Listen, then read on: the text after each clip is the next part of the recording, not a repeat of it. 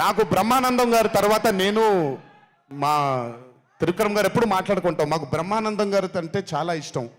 బ్రహ్మానందం గారి తర్వాత ఇష్టమైన కామెడియన్స్ ఎంఎస్ నారాయణ గారు అండ్ ధర్మవరం సుబ్రహ్మణ్యం గారు.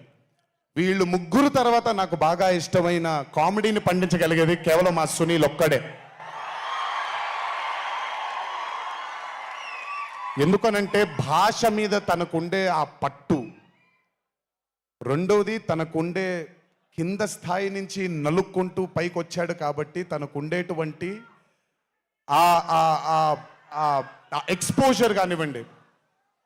చాలా కాలం తర్వాత ఫస్ట్ టైం సునీల్ని మళ్ళీ I'm telling you Sunil your back. Sunil లేకపోతే మ్యాట్ 2 లేదు. నవ్వి సునీల్ని చూసి నాకు బేసిక్గా సునీల్ని చూడగానే నవ్వు వచ్చేస్తుంది. బట్ అలాంటిది అంటే అఫ్ కోర్స్ ఆర్టిస్ట్గా తనకు తాపత్రయం ఉంది, మంచి మంచి పాత్రలు వెయ్యాలి అని వేసుకుంటూ చేసుకుంటూ వెళ్తున్నాడు తను. కానీ తను నవ్వించడానికి పుట్టాడు అనేది నా నమ్మకం. మళ్ళీ ఈరోజు చాలా కాలం తర్వాత అందరినీ నవ్వించాడు. God bless you Sunil. నవ్వించడం మాత్రం ఎప్పుడు వదలొద్దు.